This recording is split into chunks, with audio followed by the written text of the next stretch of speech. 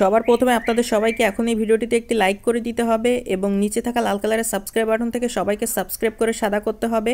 এবং পাশে থাকা বেল আইকন থেকে অল সিলেক্ট করে দিতে হবে। তো দেখুন বন্ধুরা দেখুন মৌলিকরণ ভিডিওটি মধ্যে দেখুন টানাটানি না করে সম্পূর্ণ ভিডিওটি দেখুন।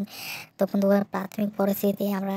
একটি আকর্ষণীয় এবং চমৎকার গ্রিন স্ক্রিন ব্যাকগ্রাউন্ডের মধ্যে সুন্দর করে নিয়ে সেট করার পরবর্তীতে আমরা সুন্দর করে প্লাস আইকনের মধ্যে ক্লিক করে নিই এবং গ্যালারিতে অসংখ্য ছবি রয়েছে, তার মধ্যে হয়তো কাঙ্ক্ষিত যখন একটি সুন্দর ছবি আমরা সিলেক্ট করে সেটিকে গ্রিন স্ক্রিন ব্যাকগ্রাউন্ডের মধ্যে সঠিক পরিমাণ সহকারে বসানোর পর ছবিটিকে আরও সুন্দর যথার্থ গঠন দেওয়ার দৃশ্যে সুন্দর অসাধারণভাবে ছবিটিকে